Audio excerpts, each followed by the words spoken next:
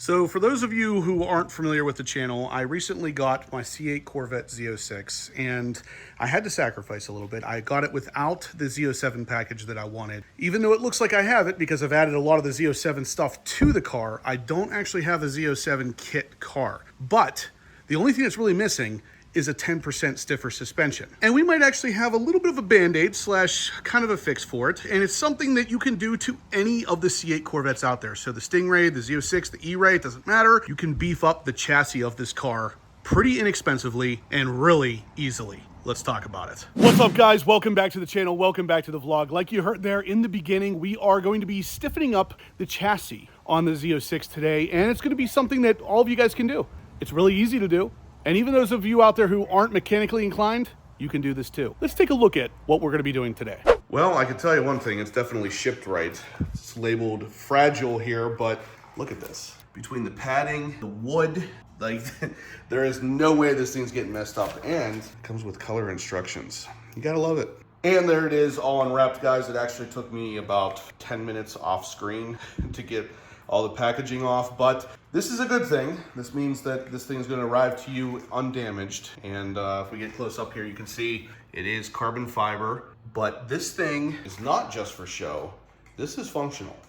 Let's talk about it because there is a lot to talk about. And here it is, guys, a little bit of a closer look. We got it all unboxed and you saw that unboxing method. This thing comes very well packaged. Now, like I said, this is going to stiffen up the suspension or the chassis specifically of this car by almost 10%.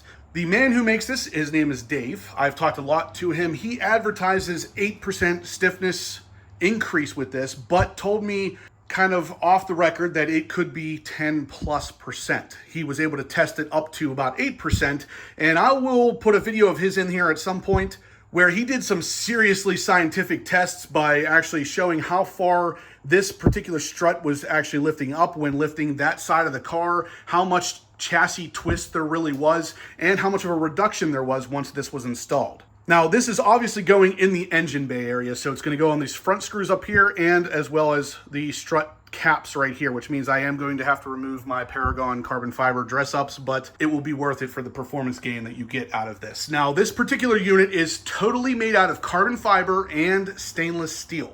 So yeah, this thing is the real deal. It is going to stiffen up this thing up to 10%, maybe even more. And yeah, it's going on the Performance Z06. This is the way you get your Z07 without getting a Z07. So like I said, we are going to have to remove the carbon fiber strut tower covers right here from Paragon. We installed these shortly after I got the car, but in this case, these blocks right here are going to install inside of there, so those have to come off. Now, a lot of that's going to be hidden anyway, but I always choose functionality over form, and in this case, this thing's pretty nice looking because it still is carbon fiber, so it's going to match all the other carbon fiber on the car, but it's also, like I said, stainless steel at the connection points, and it is going to stiffen up the suspension or the chassis specifically by up to 10%.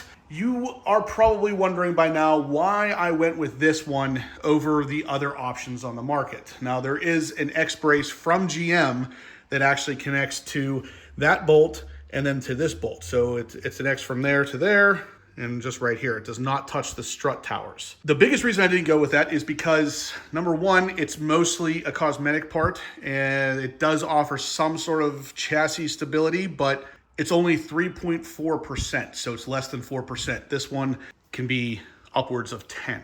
And like I said, I'm gonna insert a clip right here from Dave himself doing the testing on this thing. Just watch how much this thing actually does provide. Today at Speedway Composites, we're going to be doing a torsion test. This torsion test will be on the x-axis, which is the vertical movement of the chassis relative to the X-brace, which is anchored in the left rear shock tower, and then across the passenger firewall there, as you can see. And this arm here is allowed to float. So we'll be measuring how much this moves up actually relatively to the chassis as the chassis flexes down under the torsion test. For the torsion test, we'll be using a ramp in the front right and a little bit shallower one in the left rear. to put that torsion on the chassis and look for flex.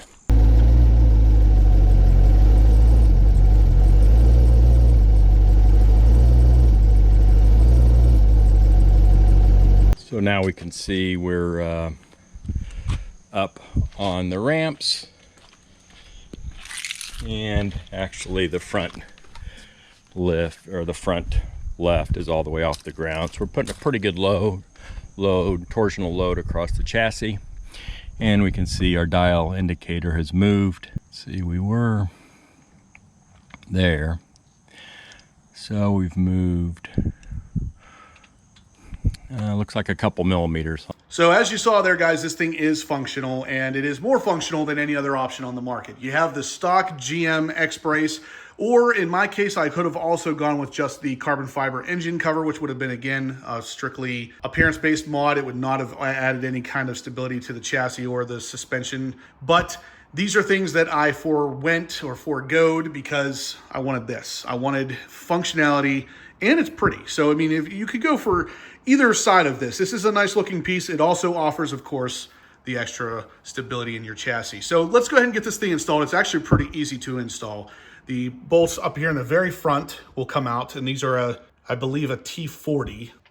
Yep, T40. All right, so we got the strut caps off. You can see no more carbon fiber here. We're gonna move the X-Brace up to the front. I took out the front bolts already. These are, like I said, T40. Once those are out, we can maneuver the X-Brace in and kind of basically loosely screw it down so it's still able to be moved around, because we're going to need some adjustability for the rear part of where the strut towers are concerned. You're going to have some adjustability, but we can move this forward to that point like that and start putting the screws in the front. As you can see, it does have some cosmetic appeal to it, but this is really a functional component more so than just pretty. Now we're reusing the same T40 bolts from stock, and there is actually a little rubber isolator underneath the stainless steel portion of the X-Brace up here, so it's not directly metal on metal. So with the X-Brace just loosely set here, we can go ahead and start removing the strut nuts from the stock strut area here. So they're 13 millimeters. I'm using a deep socket to remove them. We're going to reuse those in a minute. And over on the passenger side, if you guys are having trouble installing these, I got this one on like probably 70% of the way, and it's kind of hard to lift it up and push it down. But once you get it locked in where it's kind of tight, you can actually use a 14 millimeter wrench and adjust this little screw right here. Typically, you're going to want to loosen it. And as we loosen it, you'll see this metal block is dropping down into place. So there it is, all the way down. Now we can put the strut bolts back in and then tighten up these screws here to make this whole thing really rigid. All right, so we got all three strut nuts tightened up here. We haven't done anything with tightening these yet. We're gonna do that in a second, but I'm gonna tighten the T40 bolts up in the front as well. There we go. Now, if you take a look at this, I can literally grab this and rock the entire car with it. That's how stationary this thing is, and I haven't even tightened these up yet. Now, if you think about it, where the frame ends of the car, there is a giant hole right here where your engine is, of course. So there's nothing connecting those two pieces together. So this being, even though it's kind of small, still offering that 10% is pretty functional just because it's connecting the two sides together over top of this giant opening.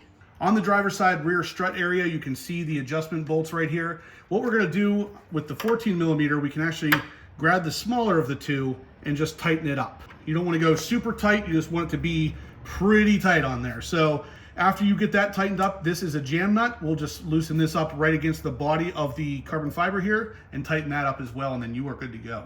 And that's basically it, guys. So we got everything installed, everything tightened down onto the stock strut caps here. So you can kind of see where my screws played out. This is a 14 millimeter here. This one I used just the crescent wrench on and was able to tighten everything down. Everything is super, super stout on here. I mean, you can literally grab this and rock the entire car. That thing is definitely doing its job. Like I said, guys, Dave at Speedway Composites, I will link it in the description down below. He makes this X-Brace in the natural color carbon fiber that you're seeing here now. Will obviously match all of your engine dress-up parts from GM and everything like I have. And he also makes it in red, the last I checked, which is actually a pretty close match to the Edge Red, which would look decent over your LT6 Edge Red engine cover if you have one. So definitely a huge thumbs up here, guys. I love functional mods that are also pretty.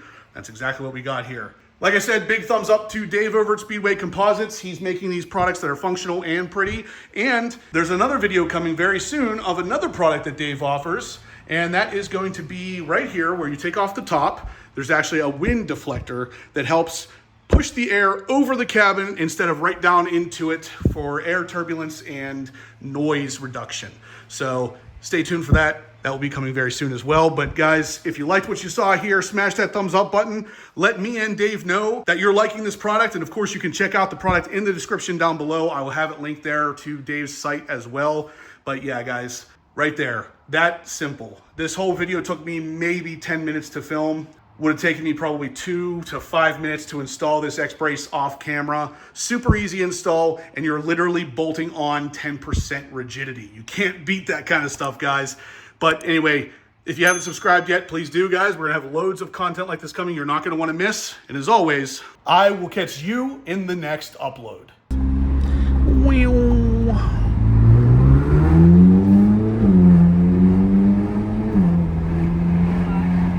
All right, so guys, the first time out with the X-Brace, I actually do feel like the rear end is a little bit stiffer around turns. If I randomly just jack the wheel, it feels like the rear end wants to stay planted more than it used to. That's interesting. I didn't really think I'd be able to feel anything back there, but it does feel stiffer in the rear. It really does. That's pretty weird.